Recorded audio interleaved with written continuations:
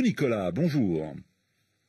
Bonjour Juan et bonjour aux milliers d'auditeurs de la Radio Mondiale et bienvenue à Kigali. Kigali, capitale du Rwanda, d'où vous nous appelez. Vous avez des questions après l'interdiction du concert de l'artiste congolais Werason qui était prévu samedi dernier à Paris.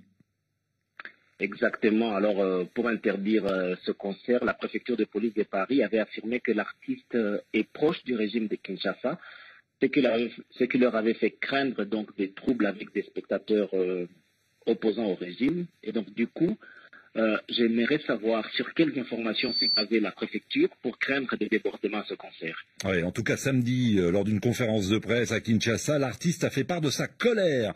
Il a dénoncé, je le cite, un sabotage des autorités françaises. Bonjour Charlotte Cosset. Bonjour Juan. Merci d'être avec nous. Vous êtes journaliste au service Afrique d'RFI. D'abord, que dit l'arrêté de la préfecture de Paris? Alors, cet arrêté dit que l'artiste Werason est considéré comme proche de l'ancien président congolais Joseph Kabila et son successeur, l'actuel président Félix Tshisekedi.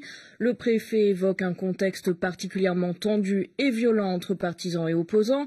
Ce concert suscite une mobilisation croissante chez les opposants radicaux congolais de la diaspora, installés à la fois en France et dans les pays voisins européens, poursuit-il.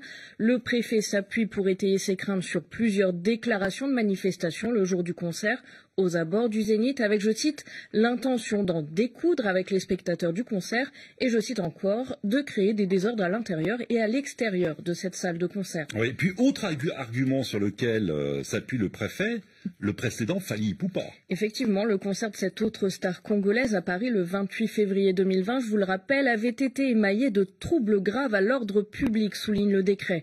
Alors il fait le détail, 44 véhicules particuliers, 132 roues et 4 utilitaires avaient été dégradés par incendie et 60 personnes interpellées, détaille le préfet, et d'assurer que les groupes radicaux ayant créé ces troubles sont les mêmes dans le cas de Werason. Le préfet conclut donc à un risque sérieux de troubles graves à l'ordre public et d'atteinte à la sécurité des spectateurs et qu'il convient donc de prévenir par des mesures adaptées. Et donc d'annuler ce concert prévu samedi dernier au Zénith de Paris. Vous avez une autre question, Nicolas? Oui, effectivement, j'ai une autre question. Alors, sachant que d'autres artistes congolais comme Ferregola et Koffi Olomide vont se produire respectivement le 7 novembre au Casino de Paris pour Ferregola et le 27 novembre à Paris la Défense Arena pour Koffi Olomide, doit-on craindre là aussi l'annulation de leur concert, Juan? Alors, Charlotte Cosset. Nicolas, c'est un petit peu difficile de le prédire, mais c'est en tout cas ce que craint Bertrand Torpedo, par exemple. Il est l'organisateur du concert de Werason à Paris et de manière plus générale, il produit à Paris des spectacles d'artistes africains. Prévu depuis plus d'un an, par exemple, ce spectacle de Werason a été annulé vraiment à la dernière minute, ce qu'il regrette. Il s'inquiète donc de l'avenir des spectacles d'artistes africains en France. Il regrette que la préfecture n'ait pas sollicité l'équipe d'organisation. On a l'impression que la musique africaine congolaise est bannie du territoire français et qu'à présent on peut annuler tous les artistes, dit-il, sans chercher à savoir si c'est vraiment réel ou pas, si ces menaces sont confirmées.